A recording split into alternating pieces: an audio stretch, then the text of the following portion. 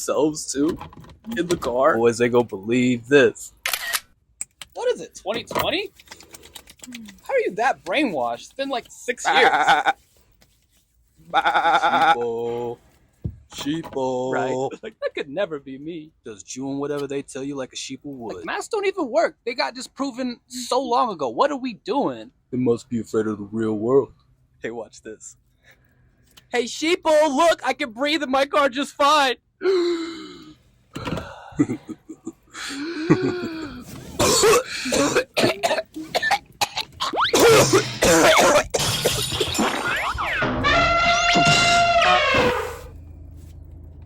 You okay? I don't know. It makes me a little nervous. You know, all that weird stuff floating around. Ah, hey, don't worry about it. Don't sweat it. Oh, yeah, of course. I mean, they handle all that stuff. I wouldn't worry about it. Yeah, I guess you're right. Must be getting a little paranoid, huh?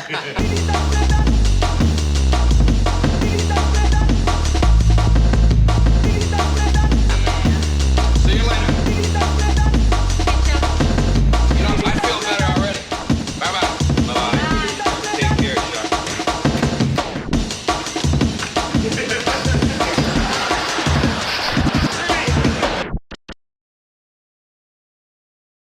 Hi everyone, I am Deshawn, your host of the Elephant in the Air podcast, and today we are demystifying the long COVID world, universe, whatever you want to call it. I'm here with Jess, Kristen, and John to talk about the world of CC and our behavior, and the things that people call us because of that behavior. Hi, I'm Kristen. We also have, if you're watching the visual of this, we have my pet cat, Olive, in the background. Very important. Hey there, I'm Jess. Hey, it's John. Today we're talking about Yep. our extremist behavior when it comes to masking, and kind of the CC community as a whole, staying in the house and quote unquote not living our lives, being sheeple, things of that nature is what we're going to be talking about today. And we have some personal anecdotes that we're going to go into, just of people either attacking us or someone we know for masking. I guess I'll go first. It has been a long time since this happened, and me and my allergist are on good terms now. But whenever I first started seeing her, she really tried very hard to convince me that masks simply do not work unless everyone's wearing one. Over time, she really I could tell she did not want to treat me because I wore a mask. She was an older lady, and I could tell by the look on her face every time she came into the doctor's office to see me of guilt of like, oh, I should be wearing a mask too. And I think that is a big reason why she was like pushing for me to take it off. She was doing all the stuff that a doctor should, because I do have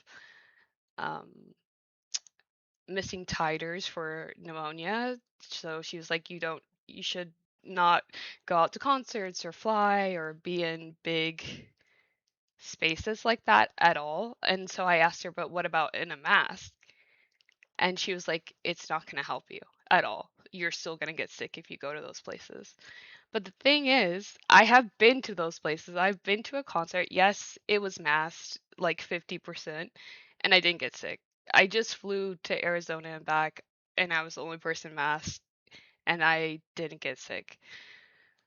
So I don't think me wearing a mask everywhere is extreme, but she was like kind of telling me for social reasons, like at work and stuff, like I shouldn't be wearing a mask because no one's gonna wanna be around me.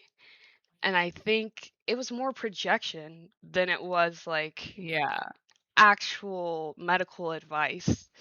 So like that's the most recent example I have. Very hard for me to connect in general because I'm scared that they're gonna say something like the doctor said, like you're gonna be socially ostracized if you don't take off your mask.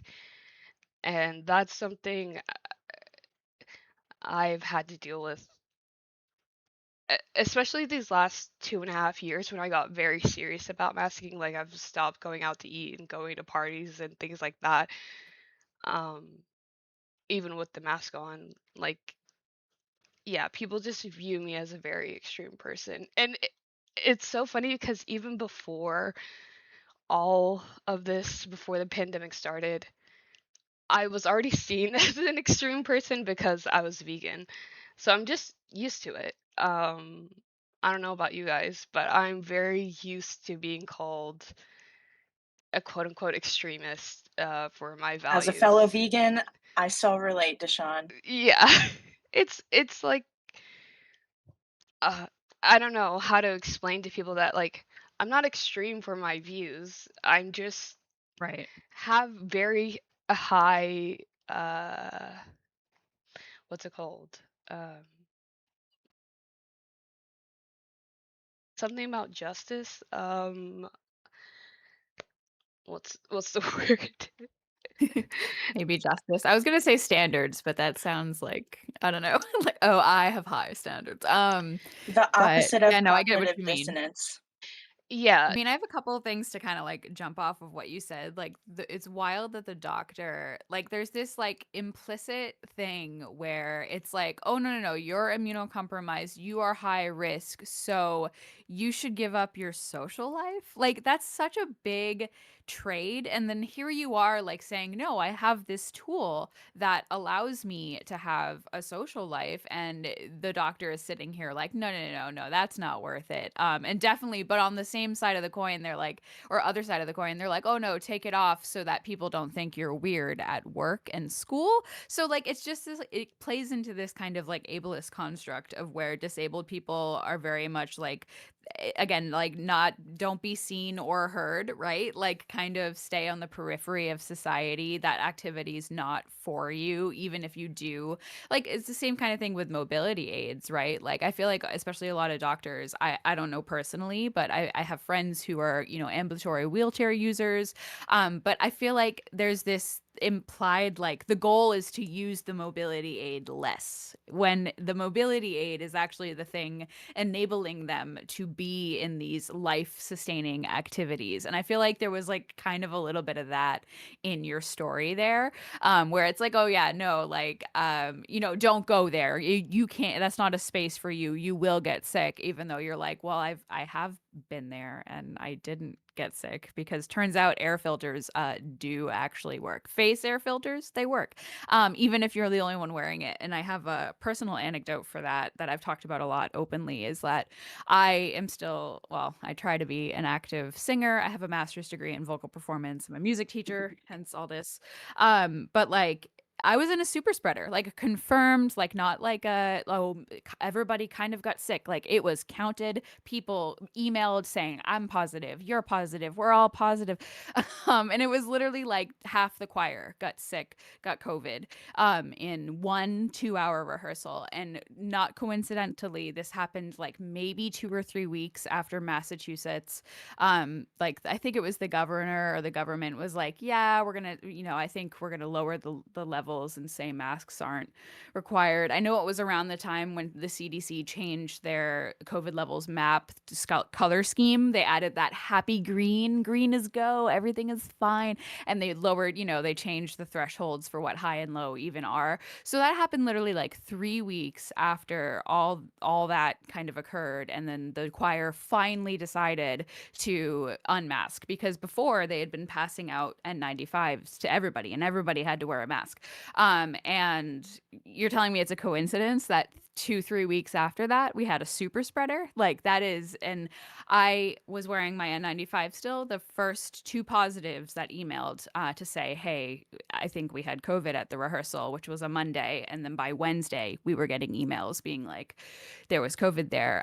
They were right behind me because of course they were. Of course they were. And I didn't get it. And I was one of the only ones in that area, especially that got it. But it also, across the whole room. So anyway, it's just like they do work in those high risk situations. And it's just really disappointing that a medical professional is going to project her shame and guilt onto you in order to make you unmask for what, right? Like, so I don't know. Sorry, that was kind of a jump off point for that, but it's just I'm sorry that you had to go through that, and I feel like a lot of people have similar stories, unfortunately. So, You're good. I mean, she's a great doctor other than that one thing. Like, mhm. she's actually one of the only doctors that will listen to my suggestion about medication. So it's very interesting that she's like, masks don't work, but I will listen to you whenever you like there's a med called amlexinox that's like discontinued in the US, and I did a bunch of research about like what do they use in Japan and South Korea because they have the Mm. worst allergies and MCAS and stuff like that. And amlexinox is one of the best medications you could use because it stops like neuro attacks like glycosone Huh. storms, if I can't say that word right. The cytokine storms, or is it a Yes, different yeah, thing? that's it. Okay. And inflammation from building in the brain and your Hmm. body, and it like helps. One of the few actual like mast cell stabilizers out there, like other than cromolyn and Xolair, um, that actually do something. And she like took all the research I did and like researched it herself and was like, "Here's how you Huh. take it, and here's the prescription." It was hard to find a pharmacy, but I got it and it's helping. But it's so interesting that Huh. I've like sent her articles like on masking, and she's like, no, no. That goes up against your beliefs, right? The cognitive Exactly. dissonance. Yeah, So exactly. it's hmm. And I just, oh, she's such a sweet old lady that I want to like shake her and be like, come on. Because since I first started there, I could see her health like kind of decline because she's always seeing people that are sick with COVID, probably.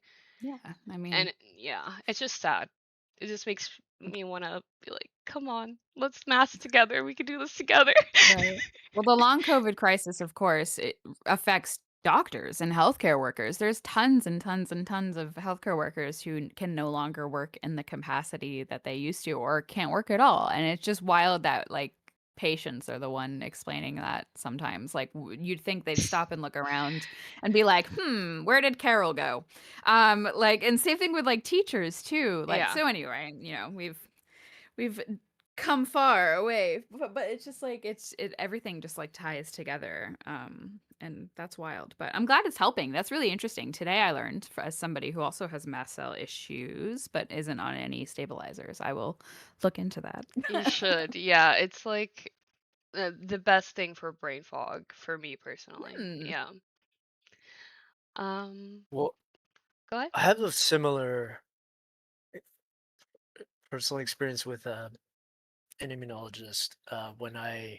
This is like a pre-COVID uh, mask respirator story.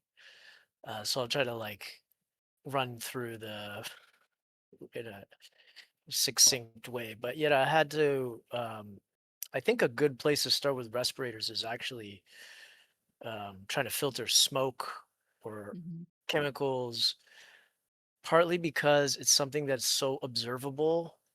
Sometimes it's visible in the air, so there's like a visual confirmation, and it's also something you could smell or you could feel it burn your lungs.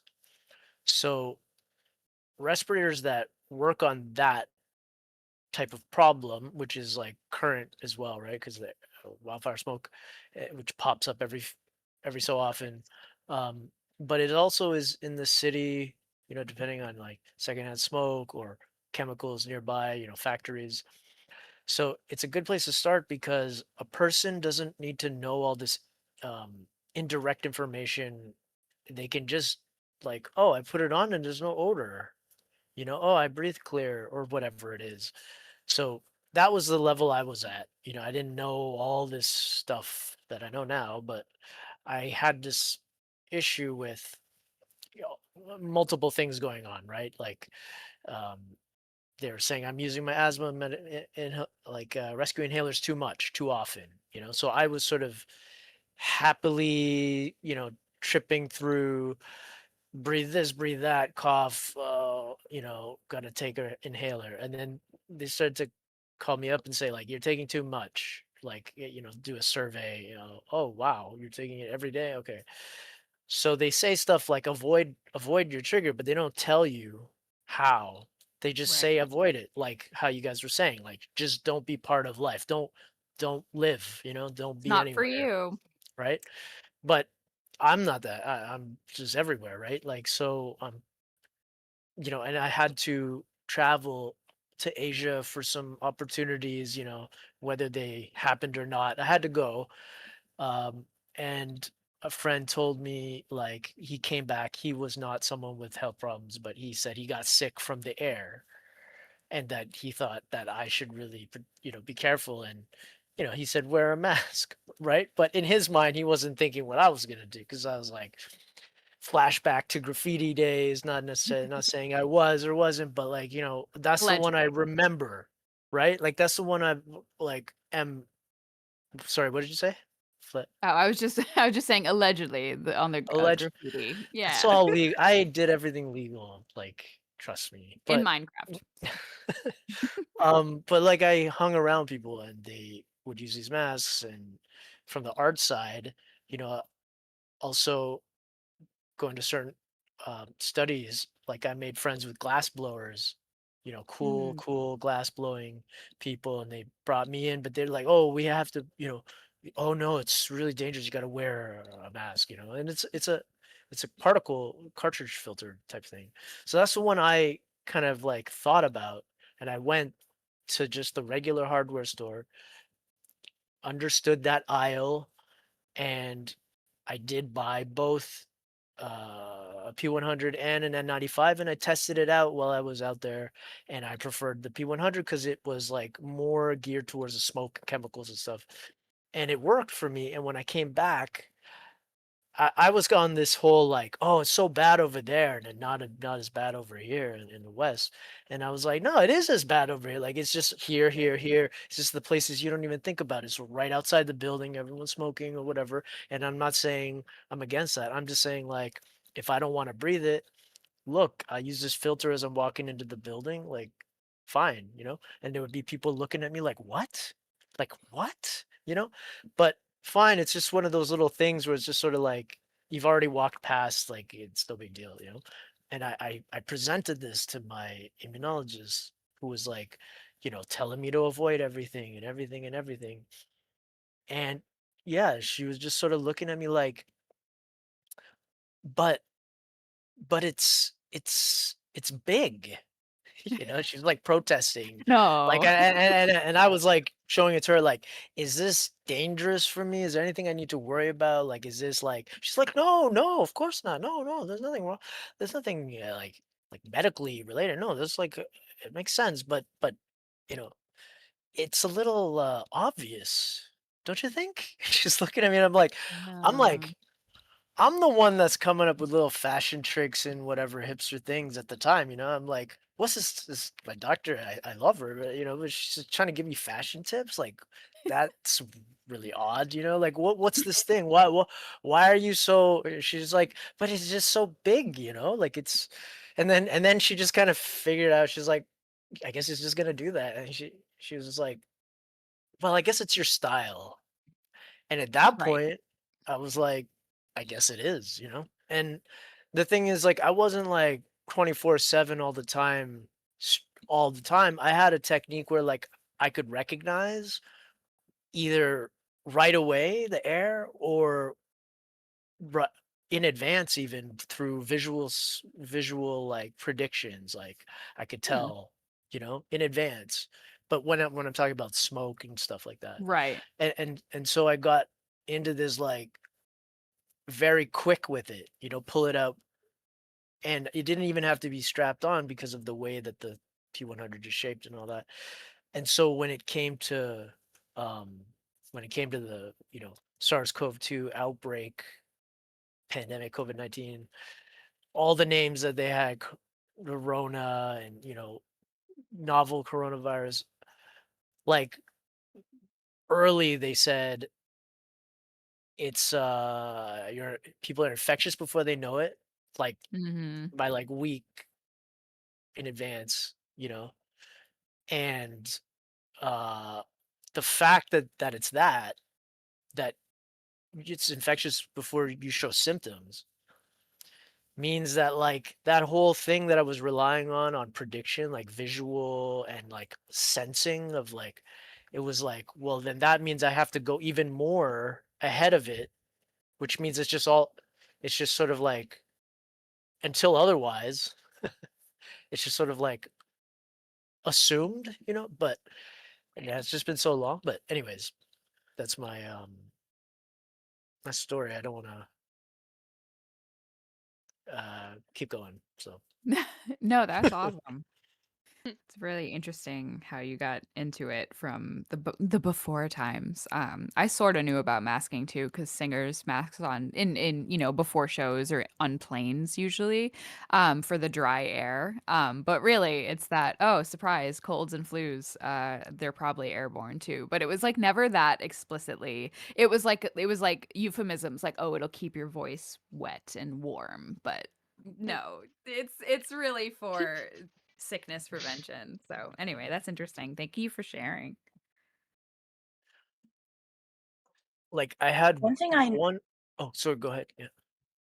I was just gonna say one thing I noticed between your story, John, and Deshaun is that these medical professionals who are supposedly theoretically in this place, well, not theoretically in this, literally in a position of power, theoretically supposed to have this knowledge that exceeds ours, and yet they're spreading misinformation to people who are bringing them, well, in Deshaun's case, bringing them a study or two or several showing not just my personal experience says that masking helps my symptoms that we're treating, but here's the studies that show it objectively helps anyone.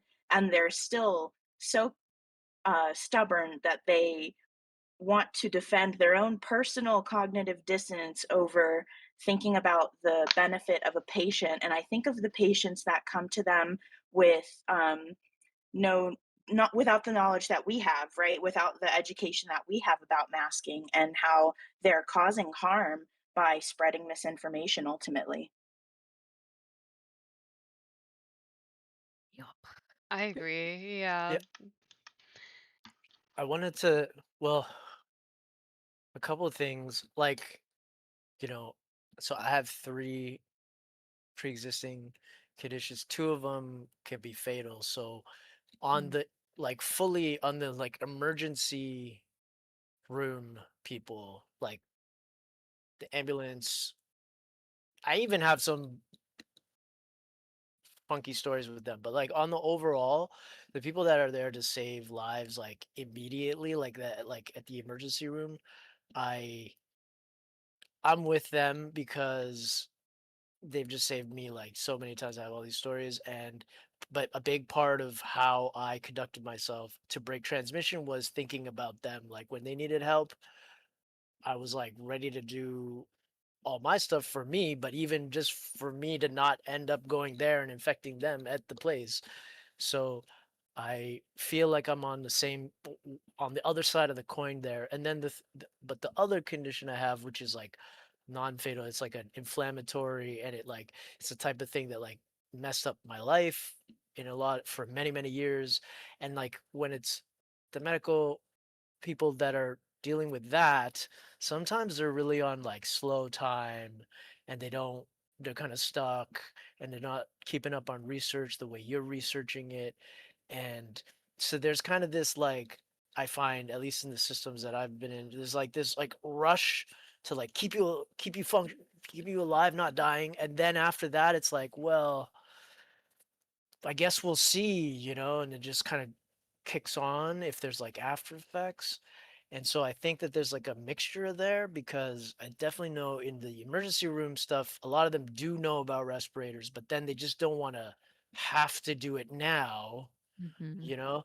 And but just to like kick back to a story I was gonna say with the infections and stuff, like there was like skin infections, and then there was like air, lung infections and stuff. So there's like, and then there's like viral, there's bacterial. So I'm not gonna say I know everything about the like every little specific, but there was this idea where I finally, I was getting a lot of these like lung infections every winter, and yeah, it was sort of like I had to plan for it, and that's when I started to think like maybe this respirator I'm using for smoke could. I wonder if it does or if it doesn't. Mhm. Nobody was telling me so, but I read on the labels they would say stuff like against bird flu or like these really high level ones. And I was like, well, that kind of tells me that maybe it could for the like average cold. So I started to like try to use them much more in the winter, and it is snow out here, and it goes with the snow gear. It's like more easily, I feel lucky in a way that like there's equipment already for snow for winter, and it just goes with it and keeps your face warm kind of. And I would wear them out at night, so it's like you're less, it's like less judgy. And I got this, but I wasn't like fully with it yet, and I caught this infection, and I had to go to the walk-in clinic, and they noticed my skin was like really really bad as well. And they just commented like, "Oh, it must be tough with that," because I was there for the lung infection. And then I was like, "Yeah, sometimes I wonder, like, if all the inflammation I get from catching all these colds is like coming out the skin." But then I was like, but then people say, no, no, you got to catch all these things and like you build up the resistance. And this doctor in the walk-in clinic, their eyes just lit up, and they looked at me like, "Oh my God, that's it." They were like, "Yes, for other people, that could be true, but for you gotta avoid this stuff." But they didn't tell me how. And so I Right. just started using these respirators. Like every time someone would cough in the elevator, I'd just like sneak it up, and then it'd be this weird thing. Like they're looking at me and I'm looking at them kind of like, "Hmm." It's like these awkward moments because it really is not acceptable behavior for most people, I guess. But I think Apparently. it is kind of, but I hope that makes sense. I'll just share an example of a moment when I was just living my life walking down the street I live in Denver, Colorado, and I was walking um, to from a parking garage to a restaurant to get some takeout that I just ordered, and just living my life. And it was a cute pink KN95 I had on, and no big deal, just minding my business. And all of a sudden, a pickup truck is I'm walking this way, the pickup truck is about to cross paths with me. Of course, I'm on the sidewalk, there on the road, and somebody in the pickup truck in the passenger seat, a white man, literally leans out of the passenger window to go, "Nice mask!" And it was just after I had witnessed an altercation in the parking garage. And so I was like really already like flustered and like, Yeah. I just want to get my dinner. Like, and some man screaming out his truck at me as I'm walking by. And so that's an exceptional example. That's not something that happens to me every day, but these are the realities when you're wearing a mask, it triggers people. Yeah, for I've had sure. that same exact thing happen to me, when it was another choir thing. I was dressed in my all concert black, and then, of course, the duck bills are the easiest to sing in, so my bright white duck beak, and I had just gotten out of my car, like, street parking, parked it on the street, just got out, and then similar thing, I think it was, like, 4 young white men, this is Massachusetts, and they were in, like, a roofless Jeep, the ones. There's no sides, no roof, and same exact thing. Nice mask. And like I had literally just gotten out of my car. Like I don't even know how they like it's like the beacon, like they spotted me. And I was a little frazzled too because I was about to go. This was a concert I had to do, and I was already nervous about being around people. People had been sick for dress rehearsal because, of course, they had. And I was like thinking about that, and like I trust my masks, but it's still singing and moving my mouth a lot. Like the risk is always there. We're shoulder to shoulder. But yeah, so I was just like, are you serious? Like right now of all times, and it's just wild how a vehicle like really empowers people to harass others. Like, they're literally a drive-by harassment and then they just sped away. And it's just like, oh yeah, okay. Why don't you come say that to me on the sidewalk and see what I got to say back, in a very non-threatening way. But it's just like it's wild. Like the car harassment alone. People get really in their britches if they see us alone in our cars wear a mask too. That's a huge trope, which I'm sure we'll get into with maybe a screenshot. But yeah, people really don't like it if you're alone in your car minding your own business wearing a mask for whatever reason. I don't know what it is, but Yeah, I definitely get stares the most whenever I'm just alone in the car with a mask. And I share a car with my mom, so it's like I have to mask in the car. Like I don't really have like a choice, especially if like she just got home or something and I gotta go somewhere, doctor's appointment, whatever. Like there is the method of letting the windows down and then turning the air all the way up for mhm, like a minute or two, but it's like I do that those are too. not those are not like, for sure, especially because like she does mask in stores and stuff, but like she doesn't mask around her coworkers, in her Mhm. office, around family and friends. So it's like she's kind of doing something. She's not perfect, but like Yeah. just, trying to balance living with someone that's like kind of CC and like yeah,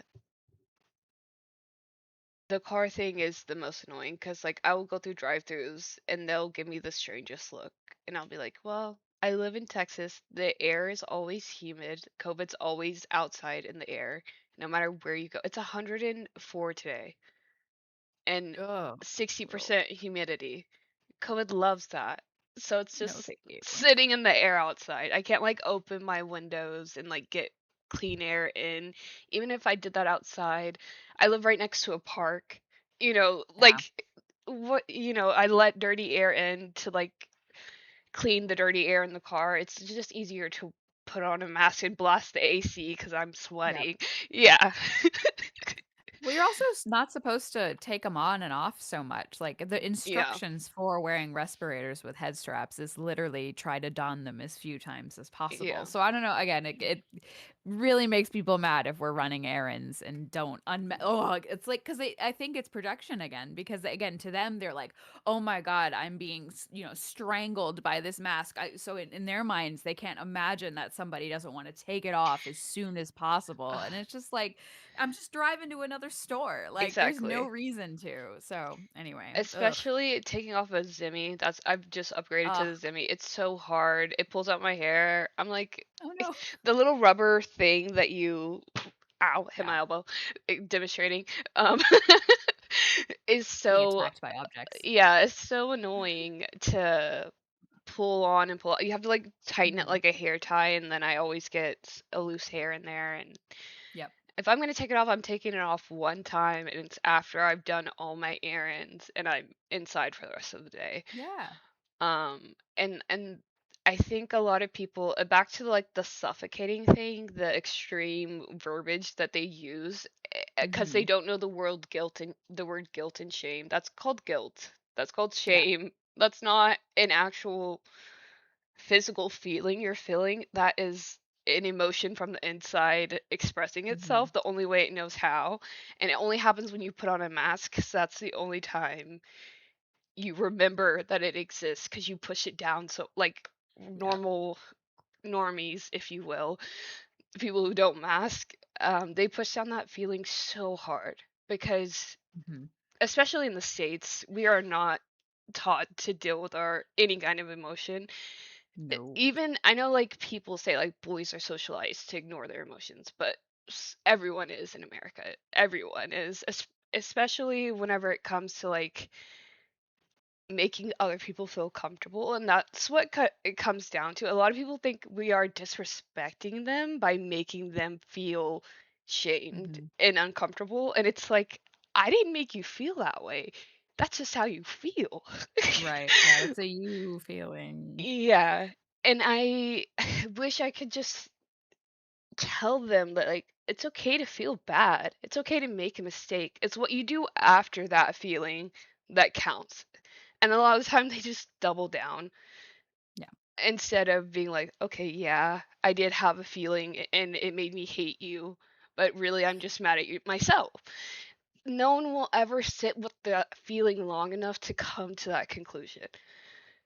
And it's I don't understand how I guess it comes back to my high sense of justice. That's the word I was looking for earlier. There we go. It's like an autistic thing where you have just Yeah. like, and like I also have double empathy. So like I see everyone's point of view, unfortunately, and I just don't care to like coddle people who are uncomfortable by a mask.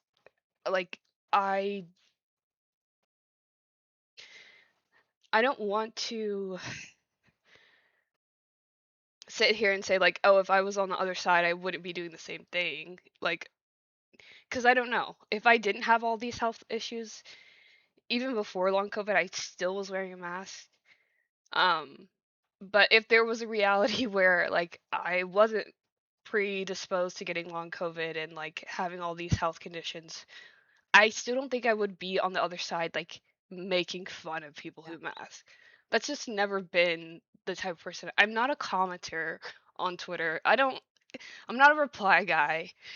I don't stir up drama just because, like, and it's like, we're not hurting you. Your feelings are Right. hurt, and that's Hmm. your fault. Your feelings are hurt. I j- just the cognitive dissonance kills me inside a little Yeah. bit. I think of when you say that, I think of my physical therapist. I obviously wear my mask every time I go to my appointments, and she's told me how her husband, or excuse me, her boyfriend got type 1 diabetes after catching a COVID infection. And she just doesn't ever mask. She's like, "I test when I'm sick." Like, and it's funny how people become a little bit defensive when I haven't said anything to prompt you to Right. defend yourself in this situation.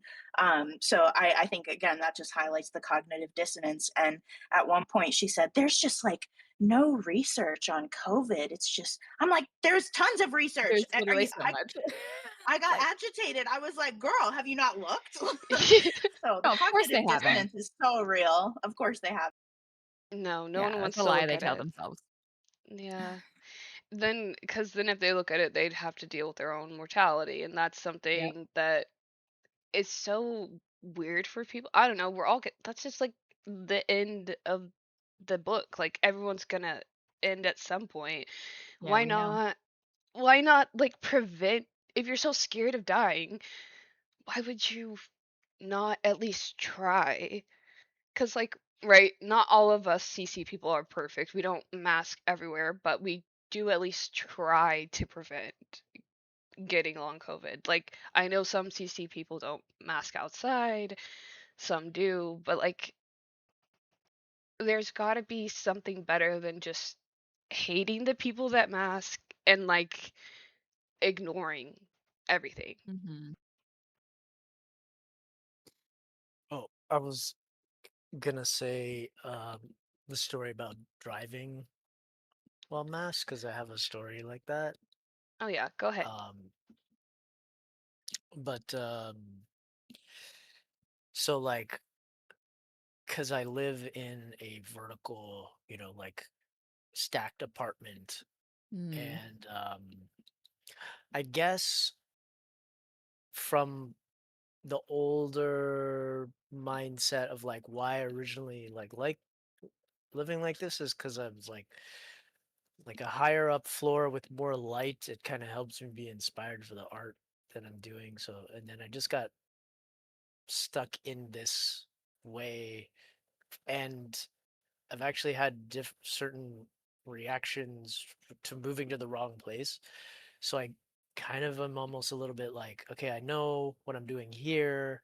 It's not perfect, but then, I'll deal with it. And then sort of pandemic unfolded, and you Mhm. got to think about, like, last time there was SARS-1, and there's maybe conflicting views of, like, whether it was or wasn't, but there was, we'll call it, documented cases of indoor airborne spread between apartments, with Mhm. sort of like, one set of experts believes they know that it's through air, ventilation, circulation, or through the hallways or the washroom ventilation, or, but just know that air does exchange between apartments into the hallway, and maybe if it lingers, it goes in, the next person opens their door and it goes from the hallway in. There's an elevator, it goes to every floor. So you could paint the picture for yourself. Now, if you're from another viewpoint, it doesn't work that way, it's not airborne, then it couldn't possibly do that. So Mhm. knowing that, I knew I was more coming from the perspective of, like, I think it's that the apartment air, like, depending on how things circulate, and there's many ways, from the front door, balcony, maybe, I don't know. And I've seen some stuff now that they're looking at potentially balcony. I think there was a South Korean study Ugh. talking about that, but that I haven't had a chance to delve into it. But just know that, like, when I do my, to get from A to B, there's any number of indoor, outdoor, back to indoor, back to outdoor kind of things. Mhm. So, and I don't own a car, I bike. That's and that kind of, I felt, was, like, actually the most rational mode of transportation for me to get through a pandemic. Because walking also presents that same sort of toxic, where, like, a person's walking towards you and they're laughing already, and Mhm. then they're gonna body check you just out of, like, accidental oops. So, like, if I'm on a bike or a skateboard, I'm just floating by and you never see me Mhm. anyways. But if I do need to rent a car, then I'm in gear and I go and I skateboard to the rental place so that I can put my skateboard in the car after. And Ah.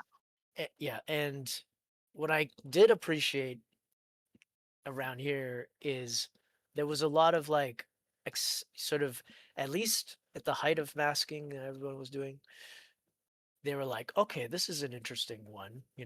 And some people even, like, went to the extent of, like, thinking it's cute, like, kind of like, oh, hello, welcome, you know. So, like, I didn't have to do as many, like, oh, identify, like, there have been Mhm. times where I had to identify and, like, hold my breath, and then, like, redon it and everything. But, you get into the car and you're like, okay, someone just, like, brought it in, they cleaned it, and you're in an indoor parking lot as you drive out. At what point is it, so do you drive for a little bit, you wind down the window, and then air it out for a certain amount of time till you feel it? I don't know. So there are times where I've driven, and then there was this one time, drive back to my apartment garage or whatever, and I drive and I'm like, okay, I think I'm gonna, like, undo. I got the window down, and then I realize the car's full of smoke because the last person that rented it, who wasn't Mm. supposed to, they were smoking in the car, and then I didn't realize at the rental place, because I was still masking, because I'm trying to basically maintain, like, a filtration chain. I'm trying to maintain, like, an air bubble type of thing. So it was just funny, but not funny, because I was like, okay, so I got to drive with this rental car all the way back, for 5 hours tomorrow. Am I gonna wear a mask in the car because I don't want to be breathing the smoke, or will I air this out? I don't think it's easy to air out. So, but I was, like, thinking, I was like, maybe I should do it. I'll be the meme, I'll be the guy driving on the highway completely alone, People really mad. So like I'll be, like, in a race car helmet. just say that And you're practicing for the race, like yeah, yeah. I'm totally like, why don't we wear race car helmets driving because that would help. But Pretty no. cool, honestly. But so finally, I tried to air it out at home, and then I had to call them and take it back, and they had to call them to see if they had another car, but they did. But it's just a funny sort of story about like how well there would have been a reason to do so because I rented a car and it's like full of this chemical smoke odor or whatever. Yeah, it smells like But crap. luckily I, didn't have to.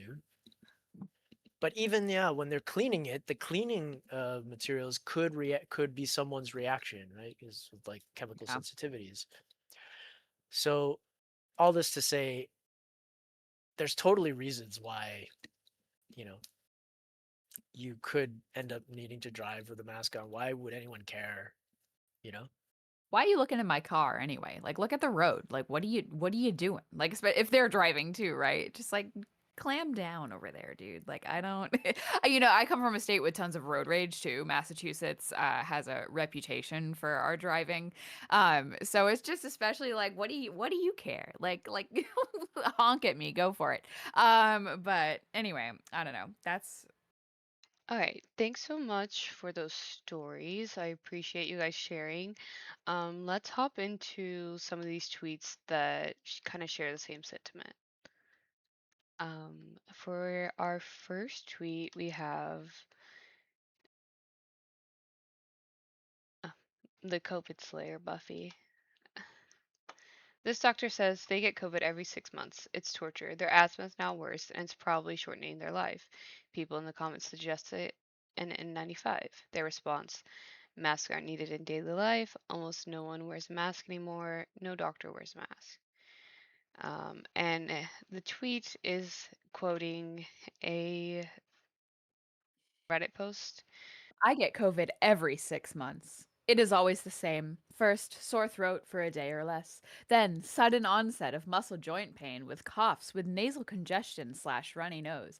It is so punctual with 6 months that I can predict in which I'm going to get sick in. It is worser. Oh, sorry. It is a worser version of the flu. Interesting.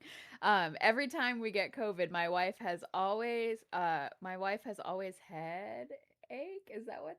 Sorry, this person. Interesting grammar going on here. Has always headache and I have muscle pain. So that's how I know we got COVID. The virus is amazingly consistent. I think next September, August, I will get vaccinated. I'm 30 years old. I can't imagine getting COVID twice a year until the end of my life. Pure torture for 2 weeks every year. This virus will reduce my lifespan if I don't do anything.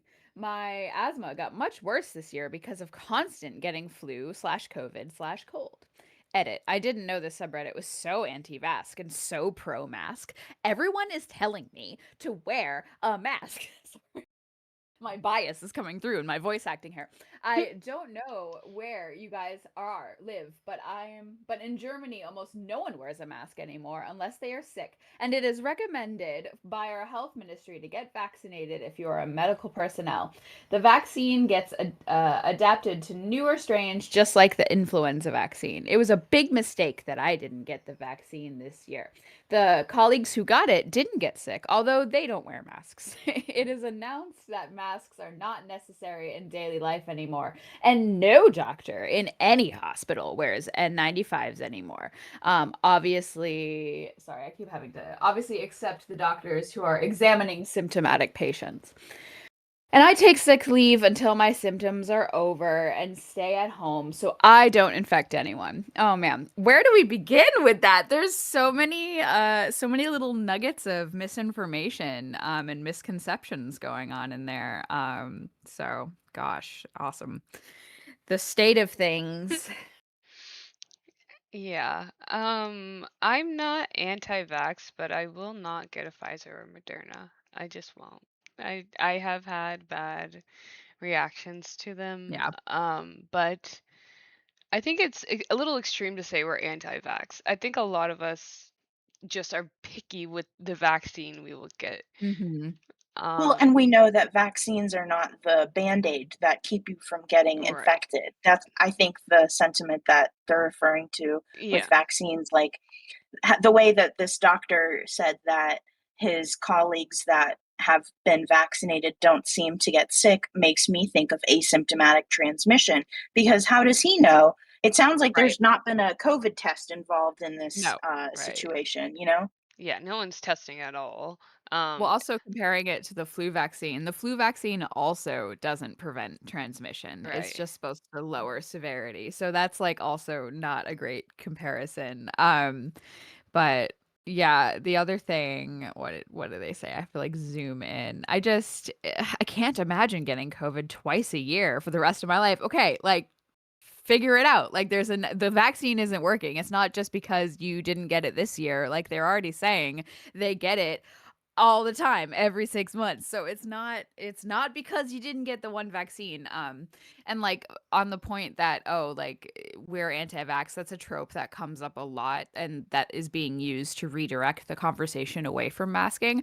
But I would venture to say the COVID aware population is probably some of the most highly vaccinated people. I've gotten all three different kinds. I got 3 Pfizer, 1 Moderna, and I think I just got my third Novavax or fourth Novavax this year. This is the first time I actually did two. I was doing once a year before that, unless 2021, I guess I probably did two. Anyway, either way, I've gotten like 7 or 8 COVID vaxes. So it's Exactly. just like, and of course there's people who can't or have bad reactions to them or don't have access. And again, that's not saying they're not doing the right thing. They're doing what's best for their body. But it's just like it's we're definitely not anti-vax. Like it's not even close to the same ideology. And like again, the anti-vax people are the ones that are like, oh, shove your kid into the dirt, and make them eat, like just let them get all the viruses. Like we're literally the exact opposite of Exactly. chickenpox parties and Well, eat and dirt. those of us who can vaccinate should for those who Mhm. cannot vaccinate. Right. Exactly. And a doctor should know that anyways. Like that should be like part of your do no harm sentiment of being a doctor, but yeah, that's kind of gone out the window at this point. Yeah, it makes me so uncomfortable that this man made it all the way through med school. Yep. Not Yeah, I don't know how different it is in Germany. I guess it's probably pretty rigorous, I would imagine, either way. yeah. But it's just, yeah, obviously the doctors who are examining symptomatic patients, but I don't even think that's happening, to be honest. Like No. maybe it is there, but I've seen again, like I was just in the ER with my partner, not for me, for him, and like last week, and like I saw the techs. I saw a couple of like the X-ray people. They have like X-ray carts now. They're so cool, actually. Mhm. Like I kind of want an X-ray cart. But like I saw a couple techs wearing surgicals, but the doctor came in, maskless, and don't worry, he sanitized and put on a pair of gloves. But I had just seen him cough into his hand like 20 minutes before that, like over in the nurse doctor station. So it's just like they could be literally in an ER where you have no idea what's going on with the patient until you examine them and they're not taking any preventative infection control measures. There was also blood splatter on the wall too. So Fun. I feel like lots of lovely decor. I feel like the infection control standard overall has also decreased. Like, because hand sanitizer also isn't effective against everything. Like, No. shouldn't doctors be washing their hands before coming in and examining? Um, the Now one of that the you say nurses that, taking. Yeah, go ahead. Sorry. sorry, really quick, now that you say No, you're that, I good. have noticed that doctors used to wash their hands before seeing me, and now they don't even like take some hand sanitizer. Well, if that, right? But yeah, one of the nurses, he had like one of those. I jokingly called it a blood keg. But he was, it was like a line meant for multiple blood draws. But the nurse did. I'm like 90% sure she didn't put on gloves, and I'm just like, Like, what do you do? Like, I know there's like a tube there for you, but like you're literally taking. And she threw, like, it was actually so surreal. And again, this is Massachusetts, the best state for healthcare in America. Look at all the Harvard's here, the hospitals, MIT. Like, again, it's just ridiculous. But like, she literally threw like something from that line past me. I was sitting, in the chairs, and then the trash was right over to my left, and she threw something past me, and I assume that's where the blood splatter on the And wall was shouldn't it coming from. go in Like, the sharps box anyway? Like, right. Like, I don't think it was a sharp, but I didn't realize that, like, they seem to be using the general trash for for like the medical biohazard. waste. Yeah. Yeah, like that's not Ugh. okay. Like, Yeah. You anyway, know what great the common experience. It's okay. denominator is?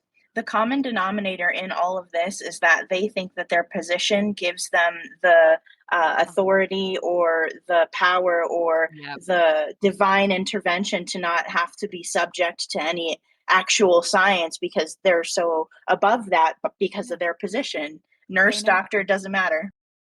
A gentleman's hands are never dirty again, right? Like Yeah. it's Semmelweis, but 100 years later or Last whatever. time I So. got my blood drawn, or maybe the time before, at my actual PCP, the lady did not change her gloves. On her phone, Ugh. walking around, touching doorknobs. She put some hand sanitizer on her gloves before she Ew, that's not drew how that blood. works. I know. That's just spreading germs around. And thankfully it was very quick, but I was like, "Are you gonna change your gloves?" And she's like, "No, they're clean." Huh?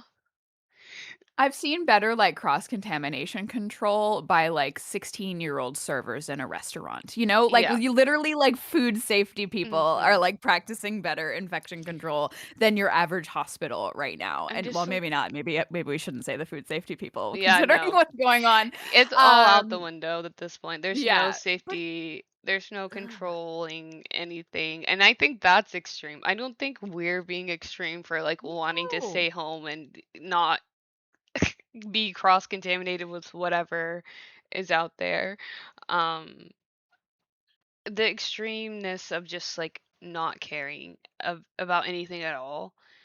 The indifference, right? The apathy of it. And people wonder why everything feels so weird. Like, why does everything Mm. feel so strange? Time feels off. Maybe because you stopped caring about a huge portion of people, of the population of the world. You forgot something that happened, that a mass death happened. Not that you forgot, that you're actively trying to forget people, trying to push it down so hard. And then we wonder why can't doctors, treat me for the thing I'm coming in? Like, why can't the PCPs see me for POTS? Oh, because they don't care about you. They don't care No, about they don't care. anything. Yeah. We don't fit into their system. Yep, so that tweet was a great example of how healthcare professionals are um, willfully ignorant. Um, should we move on to the next Yeah, example? let's go to I the think so. next one. So this one says, my conspiracy theory is that every left account Fed jacking disability justice folks is the actual Fed. It makes sense. Neoliberalism and fascism in particular demand repetitive dehumanization and ostracism of the disability community in order to make it easier to kill us. I think they think wearing a mask is like a humiliation kink or something. I think a lot of people think Hmm. that at this point. And it's not a humiliation ritual. I'm literally just trying not to die. I'm trying to not get COVID again. I Literally. I hate is a strong word, sorry. I dislike a big part of the left. Like, it's great what the DSA is doing. They're getting people in blue states elected who have never been elected. People are doing blue things that have never been done before. Great. Awesome. But can we put like just something a little bit about clean air in there? Can we care a little bit about it? Or will that Right, it makes no sense. Yeah. Will the use Well, it doesn't spontaneously serve their political combust? interests Yeah. anymore. That's No. why. So, we're not useful to them, as I've been told directly. We don't have the tweet pulled up, but during this entire conversation, that's kind of, again, if anyone's listening on Twitter, which I imagine a large portion of our audience is, it was during that whole discussion of the DSA posting pictures without masks, and then everybody kind of descended on the comments, and then branches came off of that. But I got told that a fascist could outrun me, and Right. that I am not, like, what am I gonna do, right? Like, so masks are the least of our worries, and it's just like, You have to okay, so yeah, the work first the fat out. phobia, but Yeah. also like, yeah, it was kind of a mix between like the DSA not masking and like the real leftists get buff and and work out, Yeah. kind of discussions that often co-occur together because again, the underlying thing is the ableism of it all. Right. And then getting called COVID Tel Pro is also ridiculous. I don't know if we're gonna read that one too, but like it's just. Yeah, the Fed jacketing of us is another way of ostracizing, just like they're literally saying in this tweet here is just another way that we can be othered and removed from the movement that they purport is inclusive and fighting for everybody's rights except you can't outrun the fascist. So it's messed up. It's so messed up. And how they kind of reveal their hand every time, and then when you call them on it, they flail and like they will Well, say because anything to cover it. they want to be heroes. They don't want to be told that Mhm. there's still work to do. They want to be told, wow, you're converting Right. Democrats to slightly left people. And it's like, they don't want to be told, hey, we could make this safer for everyone and really be radical, actually radical. Yeah. But they don't want to hear that. Deshaun, I know that you've mentioned you're also vegan. I think of veganism as well and how similar the cognitive dissonance is in these spaces when it comes to having room to improve your praxis. Yeah. Mm. Yeah. A lot of people don't want to even take a look at their praxis or see that, yeah, maybe everyone could wear a mask more. Maybe everyone could eat a little bit less animal products and still have a healthy life and still be able to run a mile and punch a Nazi. You can do all those things at once, you just don't want to. Right. And that's the answer. You don't want to be ostracized like you ostracize us already. You don't want to include us in the fold because then who would be the hero? You wouldn't be a hero because you're not doing anything. You would be the villain technically. Like Yeah. And the funny thing is, so like, can we talk about Fed jacking? So Fed jacketing. Can we define what that means for like people who know what that means? Can you define that? it's kind of like I'm trying to find the right words in my brain. It's kind of like finding someone like online or in a Discord server and be like, okay, this is a Fed, right? Am I sure right about that? Ty says yes. Okay. Yeah, it's like finding someone, yeah, accusing someone to working for the feds. And it's like, And why it's so the feds are actively trying to outlaw mask everywhere. It's actually hello. wearing masks is actually hurting surveillance and like them tracking people like criminals and things, quote unquote Mhm. criminals. It makes it harder for them to use AI to frame you for some crime that you did not commit just so they could put you in jail. Like masks are actually probably the thing that's going to help us the most in the future, not just against COVID, but against the AI Yep. and quote unquote the Surveillance. feds surveillance. Yeah. Well, it also makes it literally easier for them to spray pepper spray in your face at a Right. protest, right? So that's a huge like issue. It also ties into, again, we have another screenshot somewhere. We don't have to bring it up, but like it ties into, oh my God, my ADHD just ADHD'd so close to the sun. It's gone. But anyway, keep going. Sorry, I'll remember in a sec. Yeah. Well, something that this makes me think is okay, so if those of us, so it sounds like this person who made this tweet is considering themselves disabled because they use the word us at the end when Mhm. referring to the disability community. And so this makes me think, okay, is this person assuming that the government, which is currently administered by Trump and his people right now, really has it in their interest to find people who are to find disabled people, to pay them or employ them to wear masks and employ them to cause chaos within the disability community? If you follow the line of logic, it makes no sense. Why would that ever happen? I mean, to divide and conquer, I guess, but like it just doesn't make sense. Like the mask, like kind of don't equate. I understand that a lot of the disabled community does not like the COVID conscious community because a lot of us just worry about long COVID and masking and stuff like that. I understand the through line there, but that doesn't equate to like I don't think the actual feds are going. I mean, if anything, they're going to be doing the opposite by making bots to talk shit about us. They are the ones that are going to be making data centers of just bots to tweet horrible things about maskers. It's not going to be the other way around ever. It's just a silly conspiracy. Right. Yeah.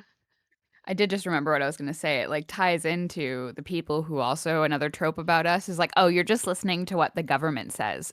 What? No, we are not. It's like they're still stuck in 2021 when the mask mandates first happened. They're like, oh, that's what the government wants, as if it's not part of this greater overarching like minimization campaign to yes, mandate the masks, but cloth masks and N95. We were all there, but like it's just like what government, what news channel, what TV show is telling us to mask? Like it's again ties into that sheeple or like you're just listening to the nanny state. And just like literally nobody is telling us to mask anymore. Like there is not red, not blue.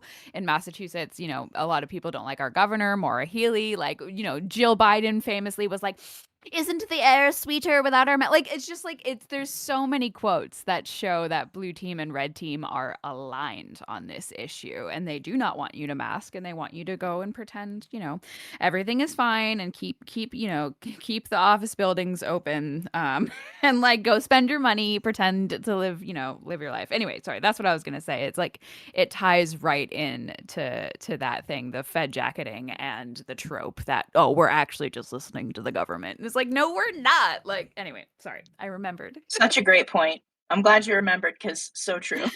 It was cooking in there, and then I got distracted by something, and there's a cardinal outside. I don't know if the mic's picking it up. So literal, like, oh, a bird. So anyway.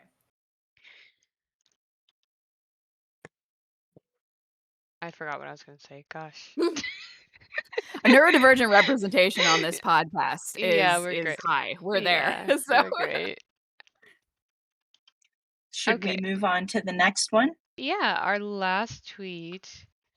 Oh, here's the next tweet. Well, it's not a tweet. It's a DM, actually. This is one that I received on TikTok.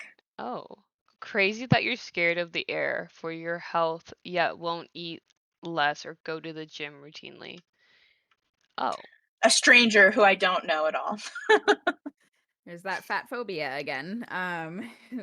Through lines through a lot of these, Yeah, it's all kind of. Yeah. It is very judgy because they said you won't eat less. It's not like they said like the other trope, like eat healthy, whatever that is for you. They said eat less, so they're clearly judging, like making assumptions. Mm-hmm. So, and then their assumption of like, oh, just go to the gym routinely. Like you're scared of the air for your health. Yeah, We're you not won't go to the scared of the gym air. routinely. And like I remember going to the gym and like I would do the yearly membership thing and you go to make it worth it, work out, do the reps, and I was good at that stuff. But every winter, you know, my lungs are susceptible to Mhm. catching whatever's going around. And I started to just notice that it would, the reason I would fall off the gym, the yearly membership, is because I would like get so sick in the winter, and then I'd like break that habit, and then, so I started to realize, like, it's like I'm catching it at this common gym because people are showing up in the middle of flu season, and they're coughing and they're clearly sick, but they're like in the mindset of like, you just got to work through it, Push right? You through it. just got to like, Yeah.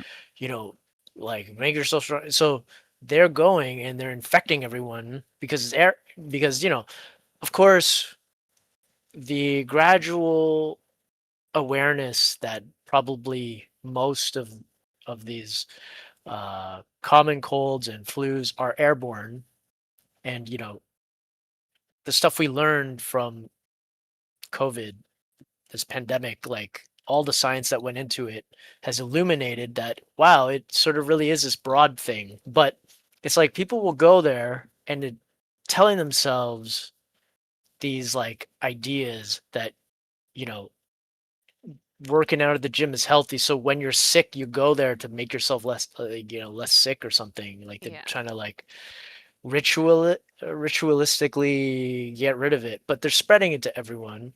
That Well, means that you're gonna like gradually kind of filter out, like kind of like make it so that we can't go, like we can't all go. I have to sort of like get my own weights at home, and I'll do that. Mm-hmm. So I kind of just know this whole idea of like, and it's like really hard to even sort of, because you get into a conversation with them and it's like your word against theirs.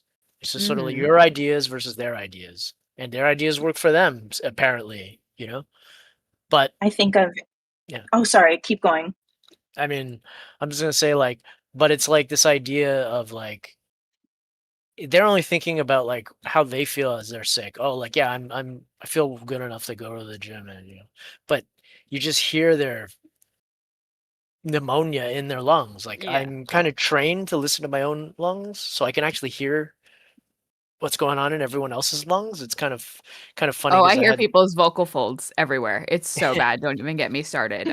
Everyone's dysphonic AF, and they're pretending like it's not real. But yeah, no, it's real. You can hear it immediately. So When it comes to people like performing health and fitness as opposed to actually embodying it by not getting a viral illness every 6 months and working out through it, I think of like in my city in Denver, ozone particles are a huge problem. And we get alerts quite literally for the last several weeks. It has been daily where we have been getting alerts of the air not being safe and to work out inside. I'm driving while I see people jogging down the oh my street. God, They care about being skinny. They care about proving how the tough they aesthetics are. though. And yep, the aesthetics, about proving how they can push through, about how productive they are, tying it to capitalism and how productivity is valued over resting when you're ill and not spreading it to others. And also,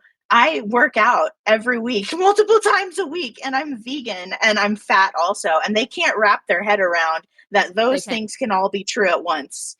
Yep.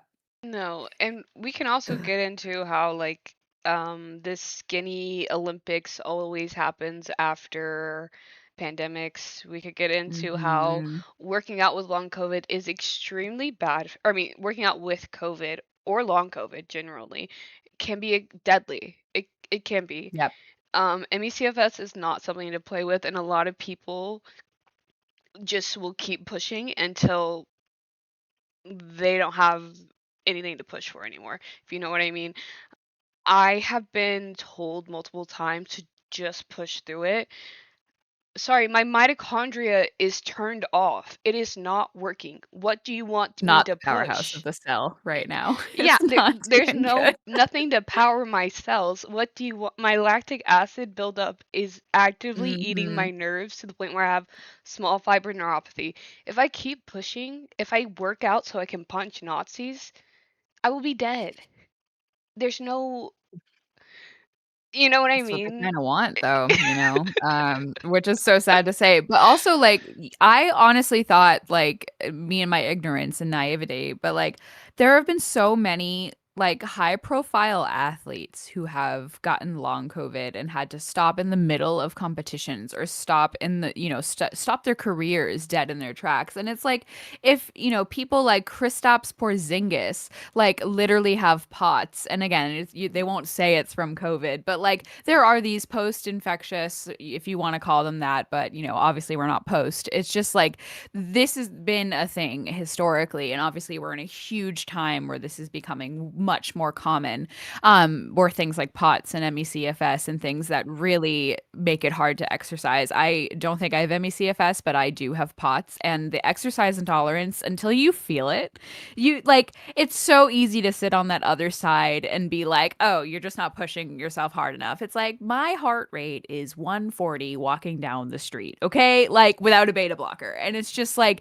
that is pushing myself. And I know that's unbelievable to the fit people, but it's just wild that when it happens to fit people, like the trope is like, doctors will tell us we're deconditioned. Like those people are clearly not deconditioned. Like Yeah. they can gaslight us, but I don't understand how society doesn't see that as like a huge wake up call that like no matter how healthy you look on the outside and what your daily habits are like, it can still, like, again, it attacks your cells, it attacks the mitochondria, it attacks your nerves. Like there's no workout routine that will prevent or heal that, really. So like it's wild, like how many athletes we've seen, marathon runners, right? Like Yeah. it's just the dissonance. Again, we should call this episode the dissonance, actually.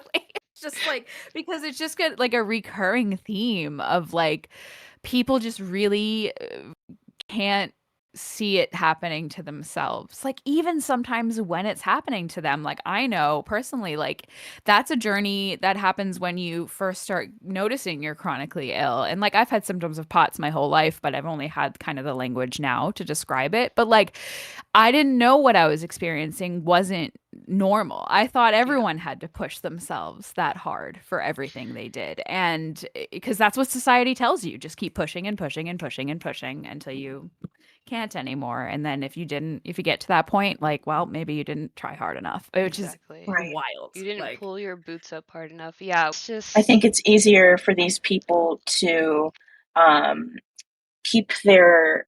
I don't think they think about these things. I don't think they're aware of the research about how COVID is a vagus nerve and brain and nervous system disease. They see it as it's just a cold that we don't even need to test for. So they're not even in the mindset of that this is serious. And but they do think that being skinny is serious because they're unconsciously conditioned by society to see that the status quo, everything is normal, includes going to the gym and wanting to be skinny. And so let's all focus on being skinny and going to the gym at all costs, as opposed to actually being open to what the research says about COVID. But they don't want to, because that would require giving up their denial, needing to accept what's true, and possibly start embodying it. And they're not even ready for the first step, you know? yeah. mhm. I totally agree. The Ozempic and survival of the fittest, but like in a fitness way, is so gross to me. And it's affected people that I've known my whole life who have always been plus size. Just really just being like going out and getting surgery, all the things, and I never thought that they would do something like that until quote unquote after the pandemic. I've just seen so many people's brain chemistry completely change. And I don't know if that's from the virus or all the messaging that's being pushed out that COVID is just a cold, you shouldn't worry about it, you should worry about your own personal fitness and no one else's health at all. Like that messaging is so gross to me. And it's on purpose. And that's what the feds are doing. For sure. They're not paying Mhm. us to mask. They're not paying us for this podcast. God, I wish. Yeah, I the could individualism of it all is literally divisive, yeah. like inherently, Mhm. right? So yeah, it's on purpose for sure. Do we want to look at one more tweet? Yeah, let's look at the last one. So it's a tweet from Dr. Lucky Tran. Hey leftists, it's okay to discuss disagreements about strategy, but if you say people who take COVID precautions are too scared to leave the house, demand that everyone to mask 24/7, are terrified of just a cold, you are using far right anti-science talking points. End tweet. Bam. Correct. It's to see the overtone window, is I think that's how you pronounce it, shift in real time has been so wild that the same people who would never agree with any of this, right? Isn't there, was it Vanessa Hudgens that had that clip that went Yeah. viral? Be People like, are well, gonna some people are gonna die. die. So Yeah, what? like It so like happens. and again, especially like good, well-meaning, educated liberals, they were like, we could never say something like that. That is horrible. We would never think. And now their collective behavior and collective, or I guess lack of collective, really, the apathy is like de facto allowing that to happen, and but because the responsibility and accountability of it has been diffused, they have plausible deniability. So they just, oh, it's not me, it's society. It's the same thing that we get. Again, we don't have a tweet for it, but we've seen it. Like, why are all these disabled COVID activists, like, why aren't we mad at the institutions? Are you not listening to us? But like, just like any movement, to work against these massive institutions that are funded by super PACs and billionaires, we need collective participation. It's like everything they've ever learned about movement building, it goes out the window when disabled people ask them to do something in the name of the collective that they don't want to do. And it's just like, it's again, it's just wild to have watched in real time. And like, I have a lot of colleagues and peers who are in academia, or again, like I know from going to college, I have a master's degree, and these people consider themselves good, well-meaning, educated people, all liberal or left-leaning, who are very big on diversity, equity, inclusion, etc. And to see them all just like a whistle was blown, and then it just changed, some suddenly, some more gradually, but to fit in with to keep their hierarchy in their careers or their jobs, or it's a lot of that, their social status, they're choosing that over the dire situation that we have all found ourselves in, because they feel like it's not affecting them yet. Again, there's parallels with climate change and other movements, of course, too, but it's just been wild to watch. Like, as somebody who, in the bluest state in America, everybody has a college degree, it's amazing. No, they fell for it too. Like, and they fell for it harder than some people too. So anyway, that's what I want to say Speaking of about that. parallels, this makes me think of the study where they tied the 1918 Spanish flu pandemic to the Nazi Party gains. And I think it's how people have accepted the government propaganda that we can go back to normal. We don't have to keep track of COVID anymore. We can live our lives like we did before COVID, has led to the rise in people that we'd never think would accept this propaganda, accepting it, embodying it, and living like that. And so, yeah, great points. It made me think of that Spanish flu leading to Nazi Party gains. And a lot of them were doctors too, like, and other positions of power. I forget. I think even teachers. Like, I Yeah. think I could be wrong on It was that. a lot of white educated people that took their Yeah. mask off first because they learned that poor and black and brown and queer people will be the most Yes, that affected. study. I have a weird personal anecdote. This was what I was gonna tell, but I was like, it might be a little too much. But I think it was last Disability Pride Month or the one before that. My years are morphed into one, so I can't remember. There was a group that I was semi a part of. They used to put on virtual events and mass events every couple of months. And then around 2022, especially in 2023, they just stopped. Mm-hmm. Yep. And so like the year before they didn't have one, and then 2023 year I was like, hey, why is there no disability pride event? Why is there no masked event for us this month? It's really weird because you guys have done one every year since you guys have been in org. Like it'd be one thing if they started the org before the pandemic, but they started in like 2020.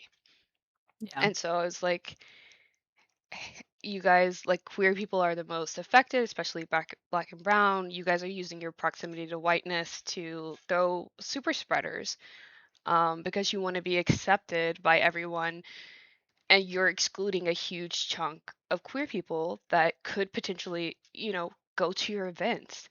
And I was like, you guys really should be more careful about hosting super spreaders. And I sent a bunch of articles, links, and yes, the message was blunt and direct and kind of aggressive and in a Discord general chat. And I could have messaged the org director like privately, sure. And I was met with hostility. I was met with being called Mm. bitch and a cunt and all these things by one specific person. And the org director was like, hey, so sorry you feel left out, but like we have individual, like, I forget what they're called, but like offshoots, a part of the org, but like the disability club part of it. And there he was like, you can go make your own event and we'll help you put it on. Wow. So not only are we going to allow everyone to verbally abuse you, we're going to also just Right. isolate you and tell you to go make your own Oh my thing. Yeah, God. with the other disability people. And like they were also like, yeah, why is there no event too? And that person that was verbally harassing me and basically telling me to kill myself was only banned for 24 hours. And Of then course. they were in Not that picked. Yep. disability chat the next day having a Great. problem with everything I suggested. So you know what I did? I said, you can plan the event yourself, and I left the group. And that was it. And Beautiful. and I just gave up on orgs after that. That's like Yeah. it's it, orgs are just there to protect. I mean, not all of them, obviously, but especially the big ones. I feel like they're just there to protect one abusive person and make that one abusive person feel like a good person, even though every other week they're going off on someone in the chat telling them to kill themselves. Yep. In a video First of game, all, I'm so sorry that that happened to you, Deshaun. You did not deserve that. Thank you. It's I I think I was also like learning a lot about like the AIDS movement at the time, so it really like triggered me that like no one in this queer group other than other disabled people, other masking people cared even a little bit about what I had to say. And sure, I could have been nicer, but the thing is, why do I have to be nice to be listened to? I don't want to be nice. You're already disrespecting me in a way, kind of, and like it wasn't personal. It wasn't directly about me, but you're leaving out a whole big group of this org that cares about it out, and that's what felt hurtful, because like I look forward to the mass events. One of the only like events that's like masked and like kind of like a party, like we have a few mass events here in Dallas, but like one of them is like making kits for the homeless. Like that's can be fun, but it's not like a social event Right. necessarily. And I'm missing that out of my life. Like I just don't have anything like that because no one wants to do it. Yeah. And the one place that was doing it, I mean, I don't blame you for not being pleasant and perfectly digestible because it's just the truth. The truth is the truth is the truth, whether they want to hear it or not. Yeah. And I had other people from the org that don't even mask come to me and be like, hey, that was great. That was just wild how they treated you. What? And like telling me that this person does that often, the person that attacked me. Oh, Yeah. great. And that Don't they're ban them forever, though. Like, yeah, just they're welcome one of them the back in. founders, so they can't be banned, Oh, type of of thing. So of course. course, yeah, that's what I was saying. Like orgs love to protect one abusive person and make everyone else's life miserable. Yeah. It's also this like greater expectation. Again, another thing that often gets used against us is like, well, have you tried asking us nicely to mask? And like, it's the tone policing of our movement, which is now 6 years into this. And we've tried asking very nicely. We've tried putting a bow on our message. We've tried, to wrap it up in ways where, oh, we can make masks cute. We can make, let's do fun things. And it's just like, the expectation that we have to like make our, it's appealing and it's an aesthetic thing. It just kind of speaks to this larger issue of like, if the movement isn't cool enough, then it's not worth doing. But also the tone policing of primarily disabled, disadvantaged, marginalized people is like Yeah. such a thing that happens in every movement that society doesn't want to incorporate. And yeah, it just a lot of that is like, okay, so that person can literally call you like horrible names and be abusive to you, but you have to make sure, because your message wasn't wrapped up in the nicest bow, it was just direct. It was Yeah. like you were just saying, it's just like, it's the facts, it's the truth, it's just the truth. Like there's no, it's just it's so frustrating, like the way we have to walk on eggshells. And then but it's an abuser, it's a Darvo thing, right? Like, so it doesn't matter how we Yeah. deliver the message when they're just planning on deflecting it anyway. They're So always planning on getting defensive and being like, well, maybe if X, Y, and Z, and it's like impossible standards to meet, especially whenever you're disabled, especially when you're in pain constantly. It's hard to be nice, I'll be honest. It's very hard to be like a pleasant person whenever your nerves are literally screaming 24/7. It's very hard to like sit up and be proper and say, "Could you pretty please wear a mask and bat my eyelashes?" Like, right. I feel like Nikki from Obsession, like, if I smile hard enough, will you put a mask on? Yeah, exactly. They won't though. It's so frustrating. It's Well, because then you can't see the extremely, smile. yeah. Ugh. Ugh, no matter what we do, it'll never be enough. And but we can talk about that more in our next episode. I think that's all we have for you guys today. Thanks so much for watching. Please like and subscribe, and we will be back next month with another episode. Bye. Bye. Should we say feel free to share your experience in the comments too, right? Your Yeah, yeah, harassment. So yeah. sorry, I If could say you that better. if you've ever been harassed by a non-masker or someone that's hating on you for any sort of precautions you take, please feel free to comment them down below. Um, and if you don't want to be a public comment, you can always DM us your experience and we might include it in our next episode.